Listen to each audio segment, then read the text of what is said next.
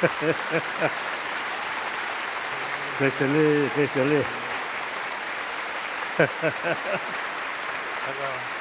meet you, Andrew Meltzoff. Good to see you. Hello, Your Holiness. Very nice to meet you.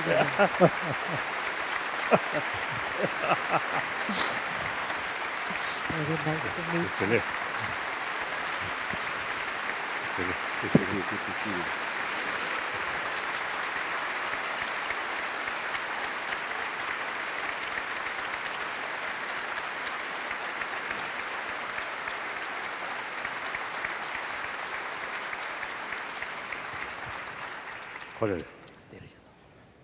Ladies and gentlemen, please welcome to the stage the President of the University of Washington, Mark Emmert.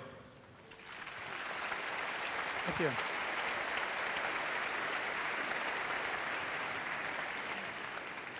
Good morning and welcome to the University of Washington.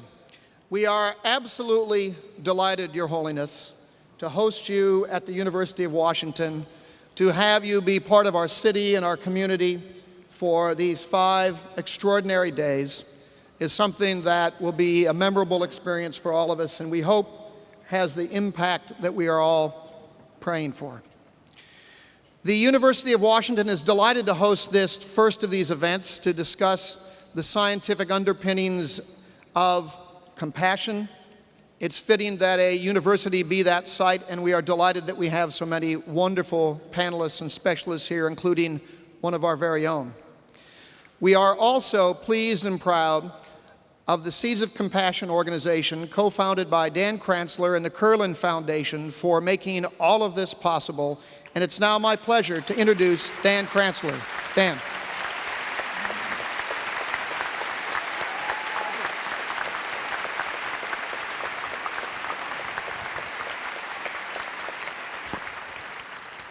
Good morning. It is with great joy, on behalf of the organizing committee and all of us, to welcome you to this great gathering of Seeds of Compassion. I would like to especially welcome our most honored guest, His Holiness the 14th Dalai Lama.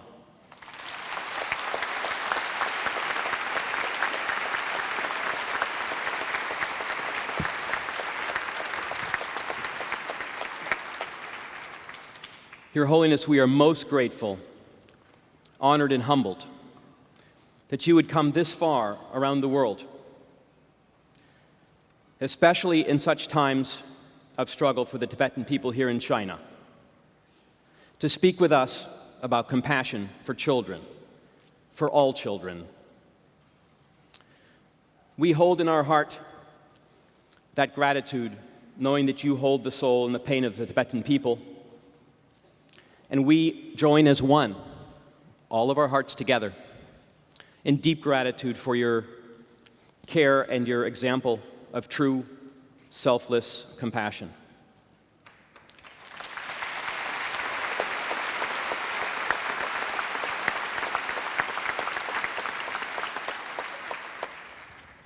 And may I just say, personally, the world knows the truth. The world knows.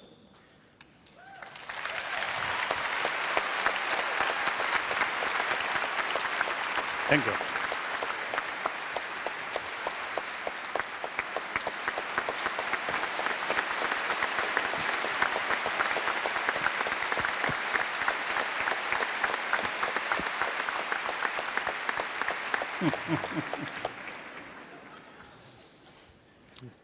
Seeds of Compassion came about, Your Holiness, because of one of your own, Lama Tenzin Dondan, who's the visionary behind this. Lama Tenzin brought us a vision to learn and celebrate your wisdom of compassion for all of our children. He shared his friendship and his teachings, and he brought us all together. We shared this vision with some of our friends, who shared that vision with some of their friends. And there was a unanimous and instant reaction. Yes, this is the right thing to do. This is the right time, now, together. All of us have taken this vision, and through the hard work of many, many people here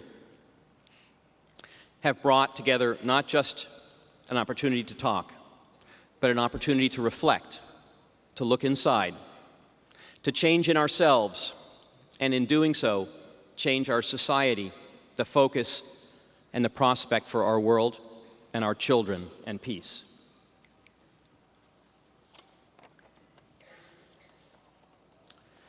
So now, we begin the dialogue.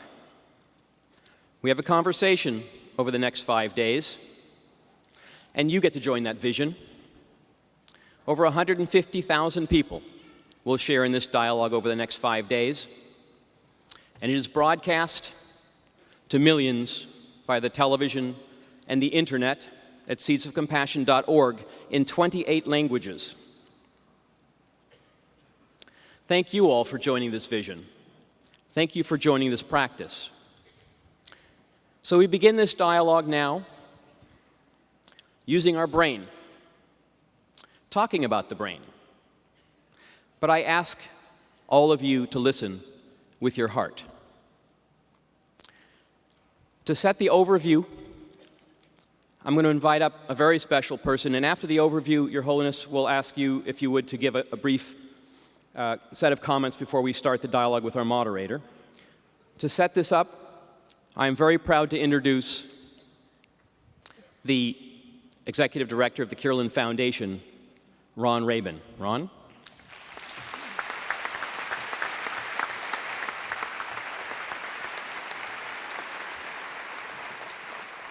Thank you, Dan. Thanks for your vision and your passion for the children of the world. What a gift it is to be here this morning with the magic and beauty that's brought us all together to take these next steps in the celebration of children and the launch of Seeds of Compassion. Kindness and compassion in the world begins with children and all who touch their lives. And we know that when children form strong foundations socially, emotionally, cognitively, and culturally, they will develop into healthy, happy, successful, and compassionate young adults, creative and engaged members of society. All of us, parents, caregivers, teachers, community members, we know this to be true in our hearts, and we know and believe that over these next 5 days, our hearts will continue to open even further and strengthen our commitment to take action and practice compassion toward ourselves and for every child everywhere. Throughout Seeds of Compassion, we will explore the relationships, programs, and tools that nurture and empower our children, our families, and our communities. And we are so blessed this morning to have the presence, knowledge, and wisdom of some of the top scientists in the world in the fields of neuroscience and early childhood development. Their great work gives us a foundation to support the changes that each and every one of us can make to help in the development and well-being of every child. Your Holiness, would you like to share a few opening remarks with us?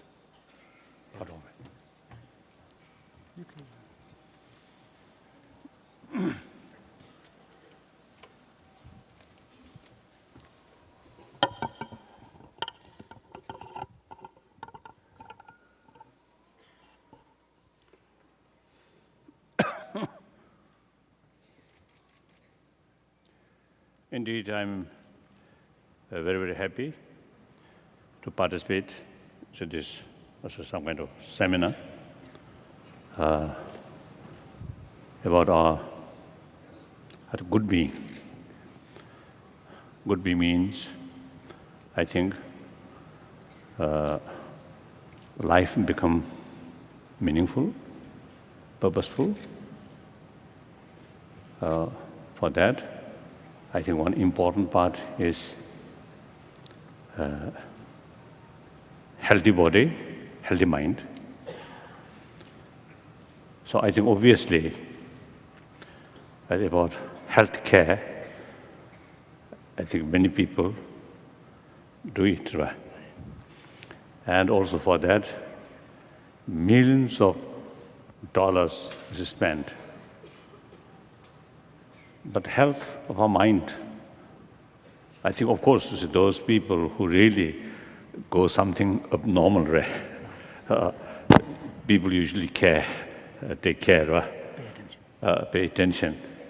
But a person who have a lot of anger, a lot of, hatred, and a lot of, jealousy, this usually we consider something normal. And therefore, we usually not pay much attention about valuable thing about compassion, warm-heartedness. Now, fortunately, it seems now more and more people, particularly from the sort of scientific fields, particularly medical science, now showing interest. Our emotion is so important for our well-being. And then many problems in this society, social level, right, or family level, many problems, essentially, ultimately related with warm-heartedness. So since, I think, many years, already some of these long-time friend, or our group, many scientists, so really provide me something very useful ideas or understanding. So once more here, opportunity, our experience, share with more people, particularly children, and people who have a direct link with our younger generation. So I really feel some kind of really enthusiasm. So I want to express my thanks to organizer. Thank you very much. Thank you. And then, this 21st century, in the field of material development and also field of scientific research, I think each century really now more advanced. Wow. But the beginning of this century, trouble, man-made problem, and also counter or method to solve that problem. Also, another I think, man's creation using force, violence. So anyway, beginning of this century, not a very healthy one. So in any way, my generation, no need much worry, because we belong to the century. Now ready to say goodbye.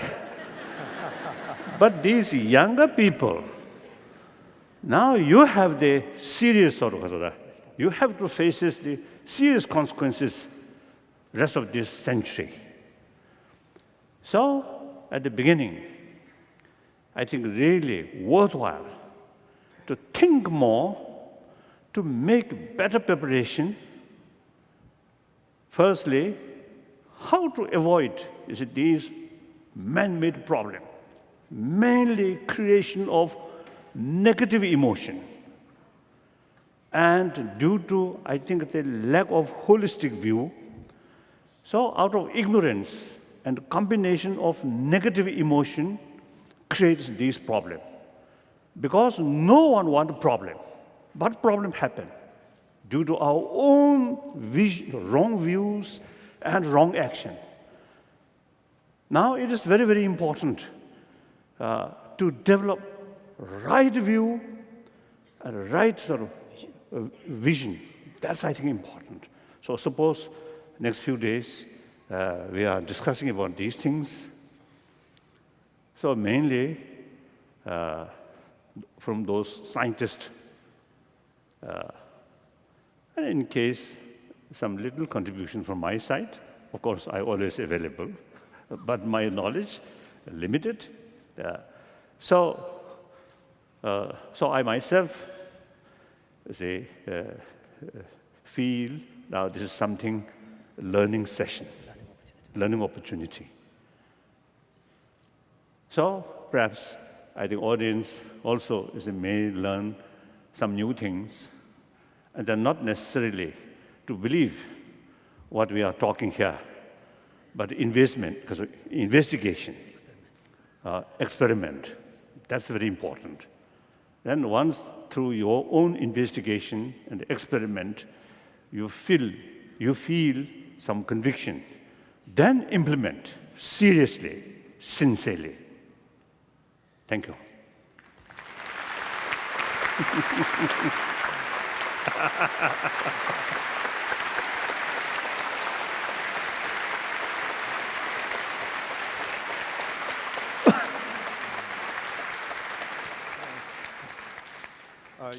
Your Holiness, you've gotten right to the point, as always. Really, our focus here this morning is the question of how can we help children grow up with a healthy mind and a healthy heart, because a more compassionate childhood and children with more compassion means a more peaceful world. And the scientific question is, how can we best plant those seeds of compassion? As you noted, we have a very distinguished scientific panel: Andrew Meltzoff, Richard Davidson, Alicia Lieberman, and Daniel Siegel, and you'll hear more from each of them. But before we get into the discussion, we prepared a special film for today where they've gone to the laboratories of each of these scientists to give us a concise idea of what the key points are. So let's look at that film first.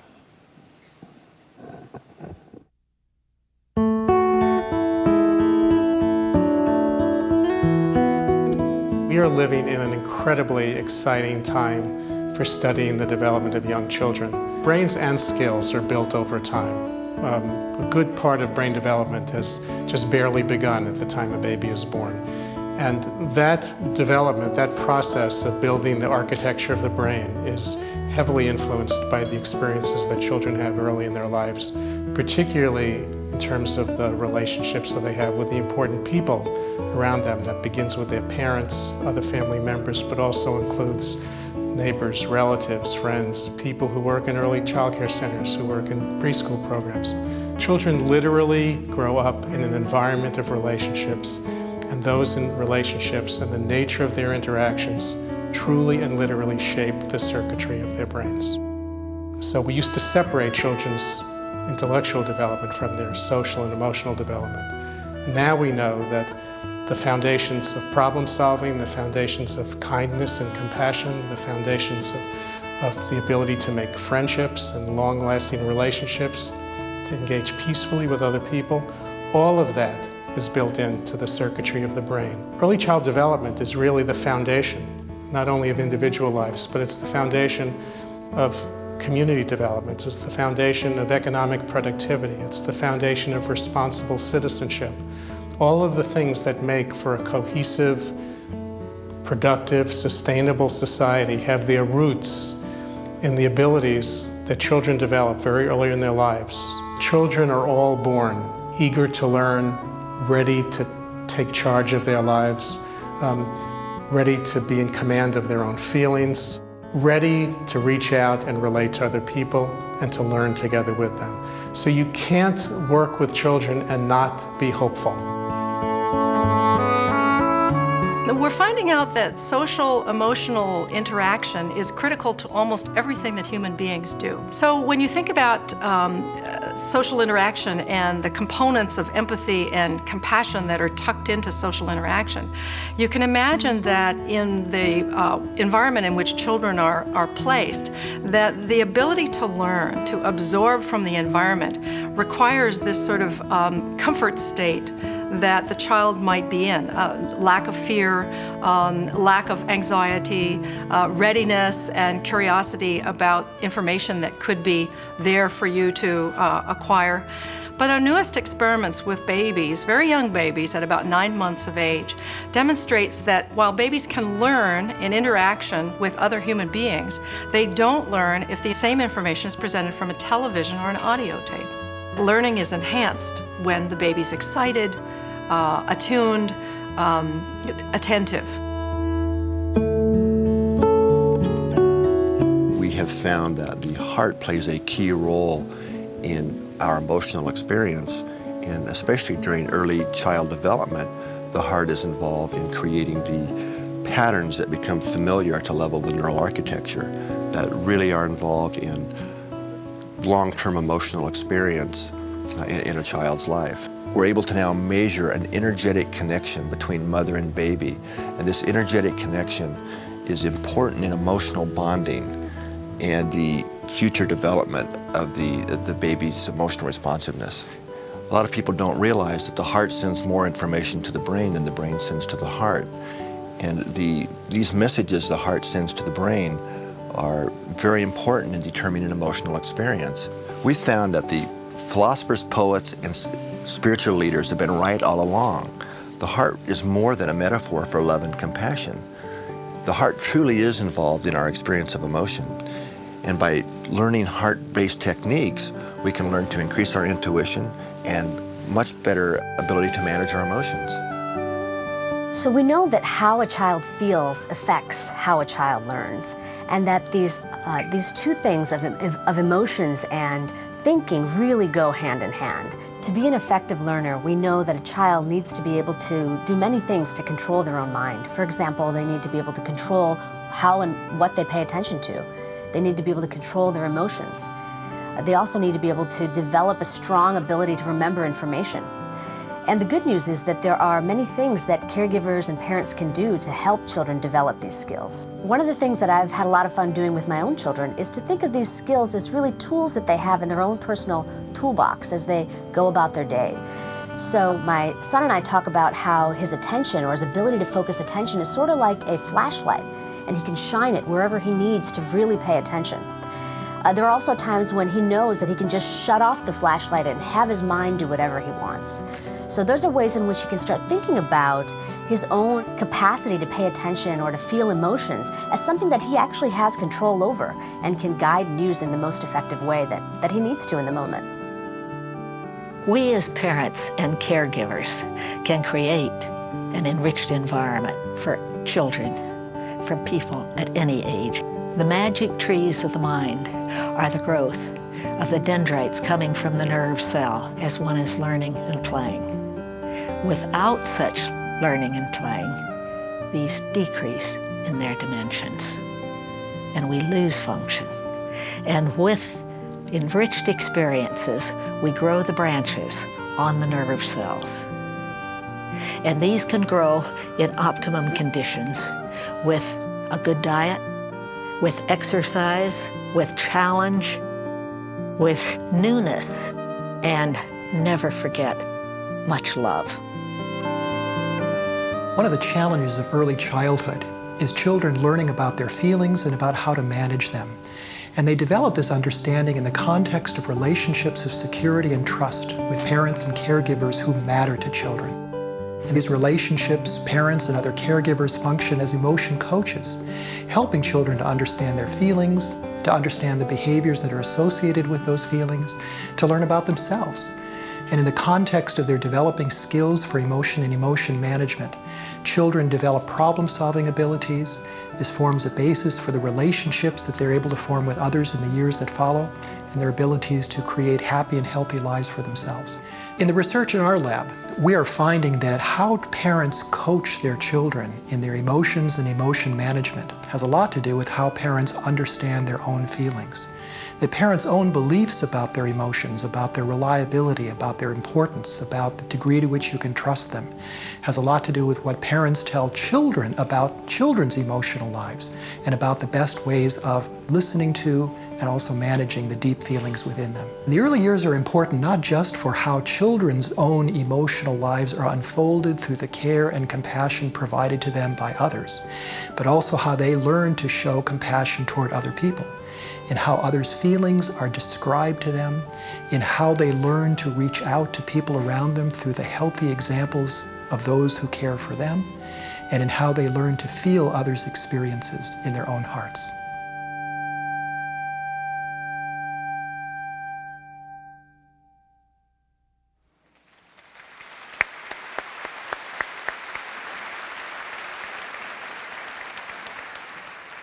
Your Holiness, I'd like to introduce you to our first two panelists.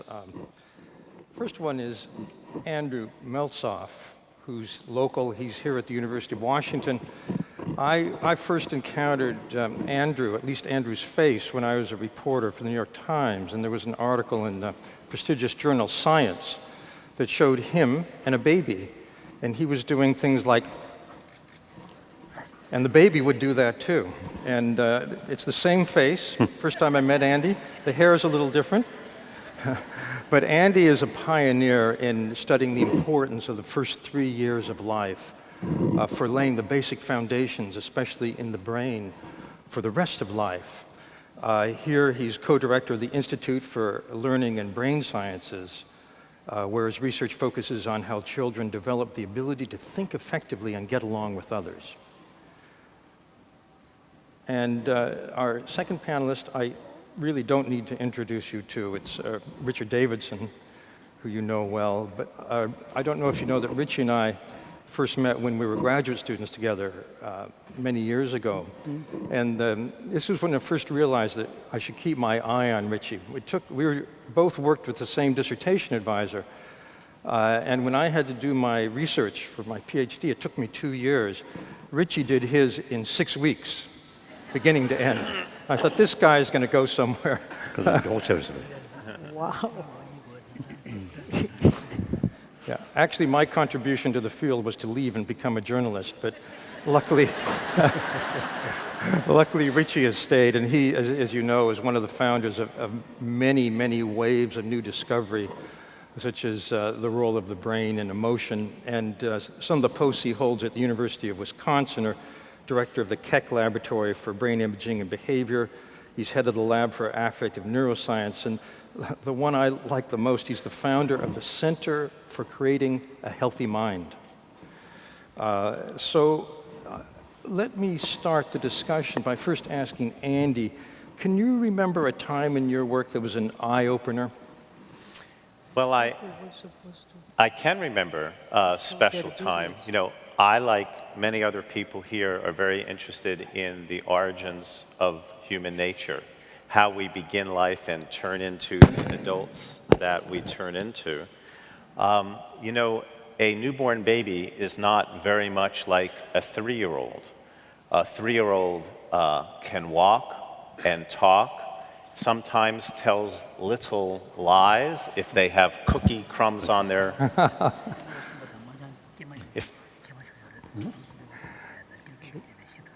if they have cookie crumbs on their face and you ask, did you eat the cookie? They may say, no, I didn't have any of the cookie. But most importantly, they already have a sense of right and wrong and a budding sense of empathy or compassion for other people, even by the age of 3. If you're hurt, a 3-year-old will attempt to comfort you. And that's a very, very profound thing. So as parents and caretakers, we're all deeply interested in how babies learn so quickly. They seem to be like sponges and absorb the culture around them. I'm a developmental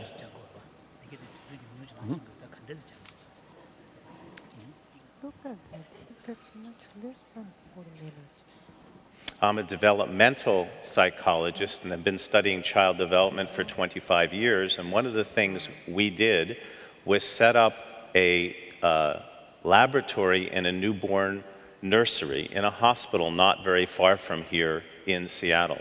And we were able to do some studies to test how socially connected newborns were, even to begin with. And so, as Dan mentioned, in some of our studies, we did simple little gestures in front of the babies. Gestures that they could do, like opening and closing their mouth or putting out their tongue. And we videotaped the baby. By examining the videotapes, we discovered that babies, even newborns, even a few minutes old, when they watched us do a gesture, would imitate back. They would put out their tongue if we put out our tongue. They would act reciprocally to us, even at birth. And this totally changed my mind about the origins of human nature, what people are like at birth. All of the predominant theories at that time said that we're born alone, social isolates, not connected to other people. But this research showed that babies could connect to others. They even knew something about the similarity between themselves and others. Babies were not alone and that we can communicate with them.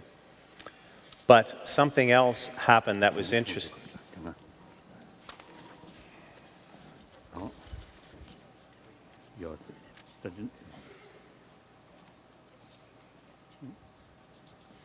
About 5 years after that, my wife and I had our own baby, and as it turns out, we had this baby in the same hospital where I had been doing the tests. And I knew the hospital nursery like the back of my hand. I knew it very well. I knew all the nurses and all the bassinets in the nursery.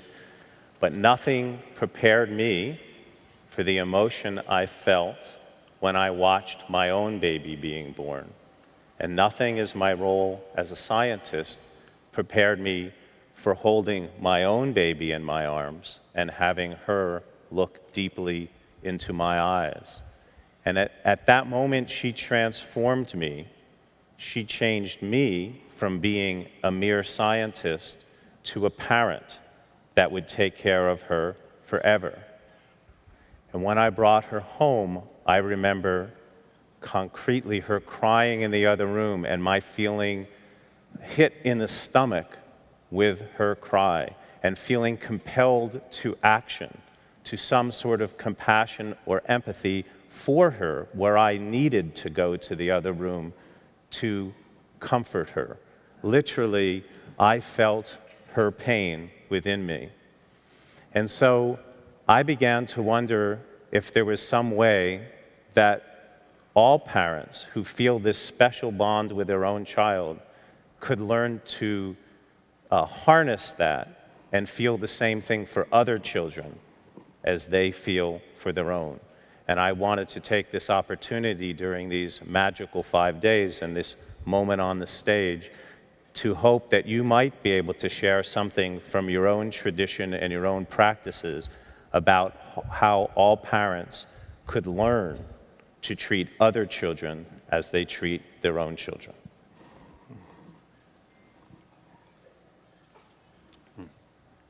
Are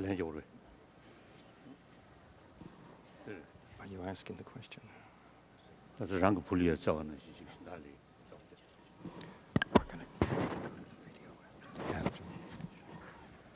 So, Your Holiness, before we hear from Richie, we've specially prepared, again, a film about Richie and Andy's research to show some of the key points. Could we watch that now?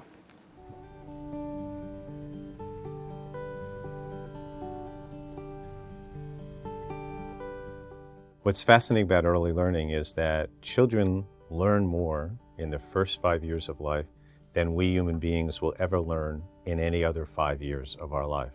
Babies are literally born learning and connected to us, desperately wanting to be like us, starting just from the moment of birth. One of the things that we're finding out, and it is fascinating about the brain, is the old view was that babies came with their brain pre-wired, ready to turn on a switch and they would just develop. And the new findings show us that the brain is very plastic and changes with the culture, what the family does, the environmental input. So we literally construct the brain of our child when we interact with that child every day in the bassinet, in the crib, across the dinner table. You know, there's a lot of toys being manufactured today, a lot of people trying to figure out what new gadgets, what new objects we can give children. And what we're finding is that the baby's favorite plaything are we human beings.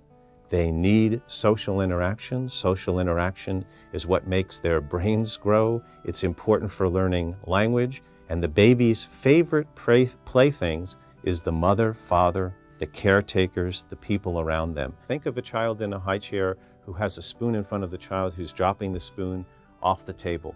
The parent will take the spoon, put it back on the high chair, and the child will do it again. Parent will put it back, the child will do it again. The child is actually trying to master and understand something about gravity. Where does the spoon go when I drop it? So when the child has a problem that they've set for themselves, they have this sort of innate sense of curiosity and intrinsic mastery motivation where they seek to understand the solutions to issues by themselves. One of the implications of that is we need preschool systems, daycare, schooling, even K through 12, that captures this innate and intrinsic sense of curiosity that humans bring to the world when they set the problems. They work on it for a long time. Magic can and will happen when we bring together the researchers, the practitioners, the policymakers, and the business people in philanthropy, all focused on one thing. And the thing they're beginning to be focused on is the health and well-being of our children.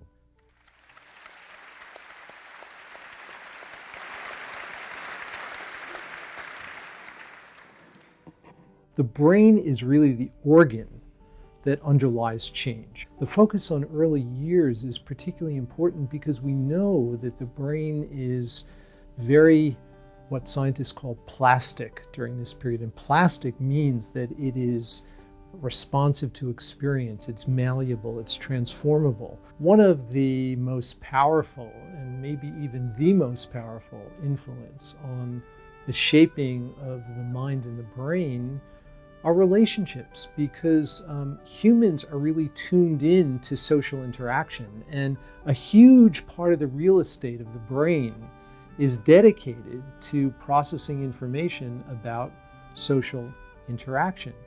And wittingly or unwittingly, the nature of our interpersonal relationships literally shape the developing brain. And if we can do our best to make those relationships harmonious and loving, we can shape the brain and develop circuits that promote more virtuous qualities. If we are exposed to relationships that are toxic and negative, then they are likely going to reinforce negative circuits in the brain that promote negative emotion. The most important insight from our work is this idea of plasticity, that the brain can change. But the accompanying insight is that we can actually take responsibility for that change. We can change our brains for the better. If we take seriously the idea that the brain is the organ of change, we can, through intentional practice, through training, we can change our brains in ways to promote virtuous qualities like compassion and kindness and happiness. This is no different than physical exercise. I think if parents are just more attentive to the fact that how they behave actually shapes their children's brains, then they will take more responsibility for behaving in a more beneficial way.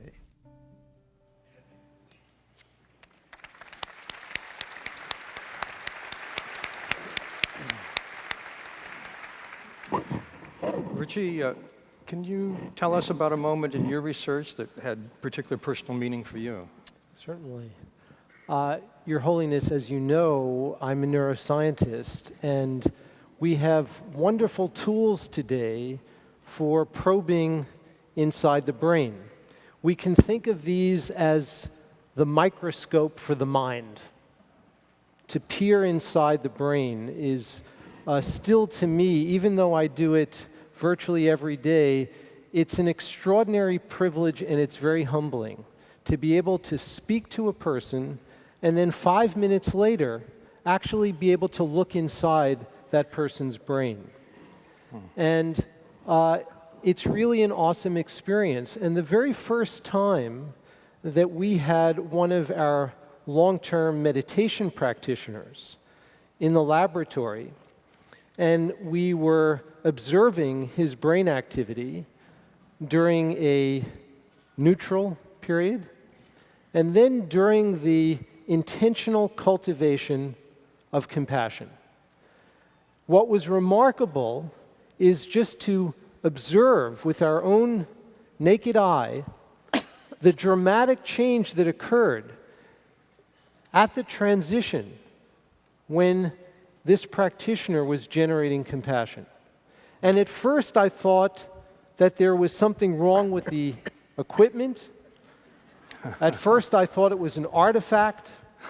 And it took, as I think you know, we tested many practitioners to convince ourselves as scientists that this was actually something real.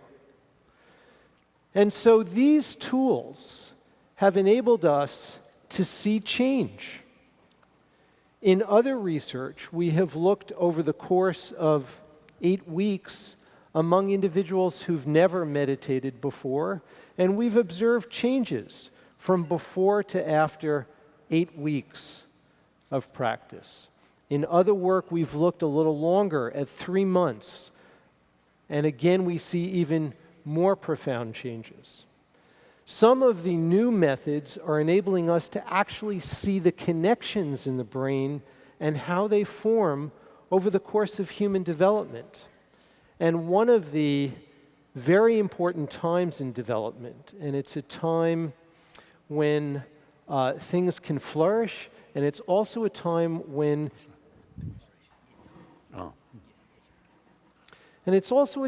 kids can go off track, where they can make a wrong turn.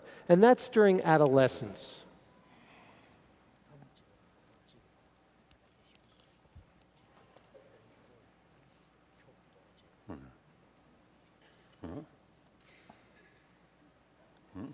So we have seen dramatic changes in adolescence.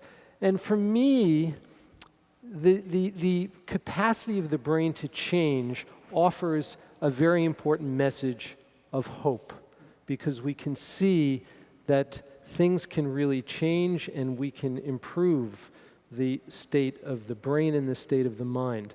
When I had my own children, I have 2 kids, and one of them had a bit of a tumultuous adolescence, difficult.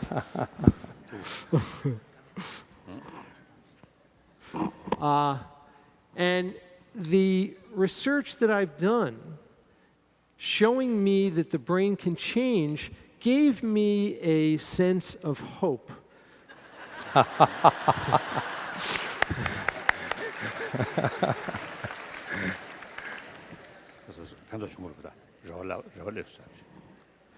And he's now 20 years old, wonderful, wonderful child, great to be with. And so we made it through. And so I'd like to just end this very brief story with a question for you, Your Holiness, that this raises, and that is, what is the relationship between hope, which the capacity to change signifies, or it gives us some sense of hope? What is the relationship between hope and compassion?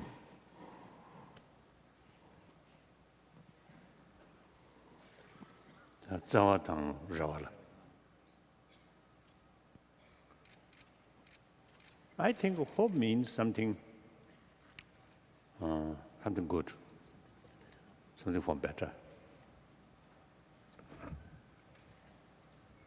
But those meanings some change to the hope. So His Holiness is wondering what would be the English word for the opposite. Pardon? Anticipating, hoping for. Can you say hoping for something bad? Some kind of expectation, something bad. Hopelessness. Well, in this case, it's hopeless. The opposite is hopeless, but in this case, it's clearly hoping for something good, for a positive outcome. So therefore, hope means something for good. Expectation of something good.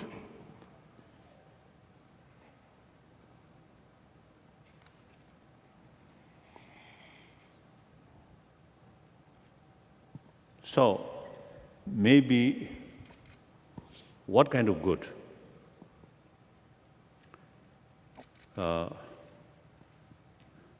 What's the day? Next day, Sunday, hope for a sunny day. I don't think much connection with compassion.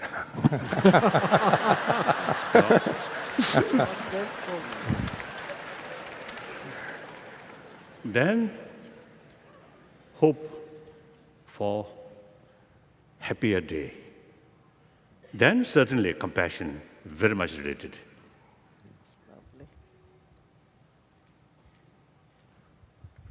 I think the other day I mentioned, you see, that nobody from as soon as you wake up, you see, sort of what's today? In the morning, no? In the morning, hoping or wish today I want to have a good fight with my neighbor. I don't think no one. Today, hopefully, or I wish this is some kind of lot of anger. I think nobody feeling that. Instead, either from early morning, or some wish or some desire, or today, some my friend come, or and anyway, some good things which gives you inner satisfaction. So therefore, that kind of hope and very much related with compassion, I feel.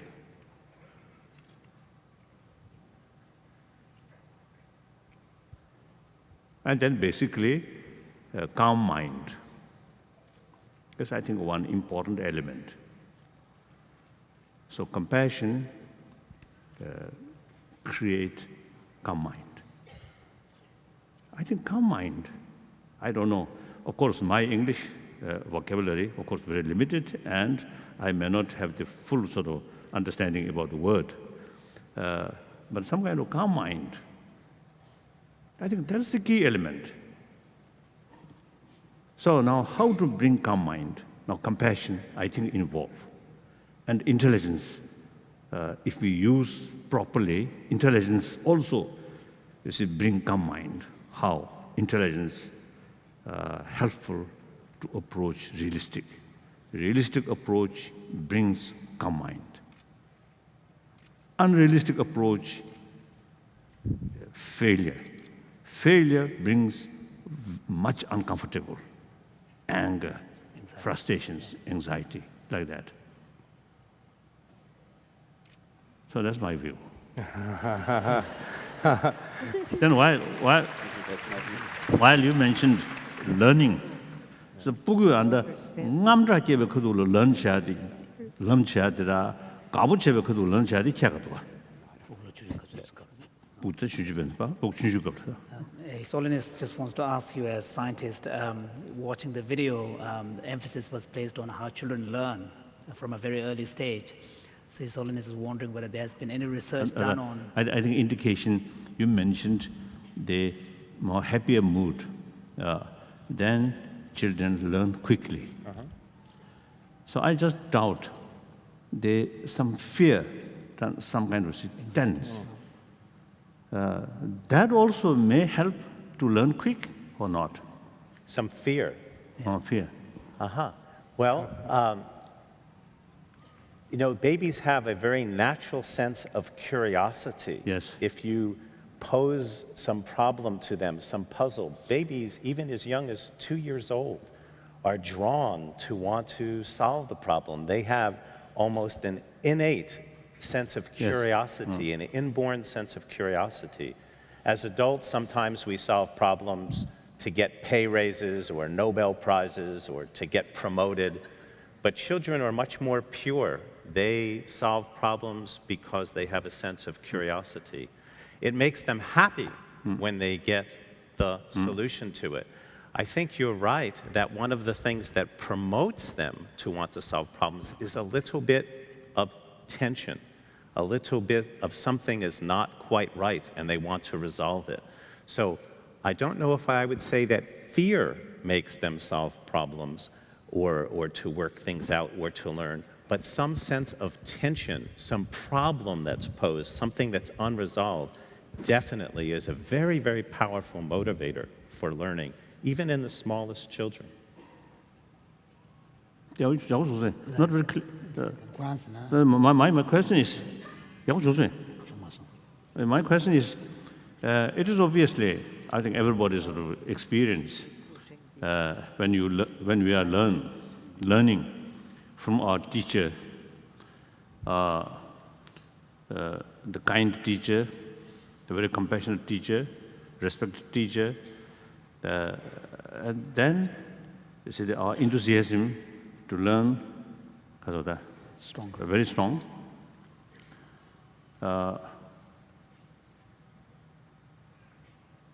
Then I think similarly, at the very, very young age, early age, the children, happy mood, as you mentioned, you say trust, very close feeling. Then the capacity to learn, I think, full. So that's understandable. Now, quick learn. More receptive. So here I just felt fear, some danger, fear. There are the obvious sort of experience. You see, learn more quicker. So that's why sometimes you see teacher deliberately showing a little bit. Now, for example, you see my own sort of case. When I very young, carry study, my teacher aside to keep on side. Keep next him one whip. That whip, yellow whip. So the person supposed to use that whip is holy person. So whip also should be holy, yellow whip. But I think pain, same, no matter. Not much difference is holy pain. I don't think. So that also, you see, it works, isn't it? A little fear. You see, the more enthusiasm to learn. But I think actually, only that part, I'm just wondering. But basically, of course, the willingness to learn, happy mood is much healthier, much stronger. Of course, no question. But as far as brain speed is way, or dolly lunch, or the shanang one, Laviatida, Kabyung and Lavani with the Cavaro. The Cavaro, sometimes called Dichane. His Holiness is wondering, as a researcher, whether you would have any opinion on this point about the speed in which, so purely from the scientific perspective, the speed with which a child can learn in a situation where there's an element of fear or where there is no element of fear. In general, admitting the fact that it is better to learn in a much more safer environment. So from a scientific perspective, particularly neuroscience, the answer is it depends on what the child is learning. If the child is learning about something dangerous, so for example, if a parent wants to teach a child not to walk out in the middle of the street, or else he might get hit by a car, it's actually good to have a little bit of fear. Fear helps that kind of learning. So it depends on what the kind of learning is. No.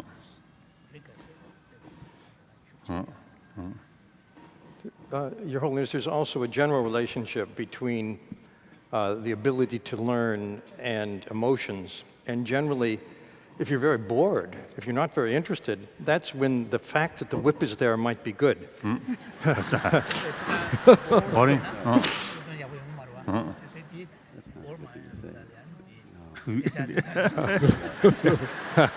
Because it makes you more interested, more motivated. However, there's an optimal point where motivation, generally in a good frame of mind, makes the brain best able to take in new information and to learn. Past that, if you pressure children too much, you give them too many deadlines, you're very angry with them, you overwhelm the brain's capacity. So the person who picks up that whip needs to know just how lightly or how hard to do it, because if you use that as a strategy completely, you actually destroy the ability to learn. Yes, yes, demoralize, no longer any enthusiasm, and only wish is escape. Exactly. That's it. Did Mangana? The Mangana, the Gulung and Beton is heavy enough. The nursing solution, Chimina, that did it. This is very true also. If you use it excessively, and also if you use it with the wrong state of mind, like negative emotions, then of course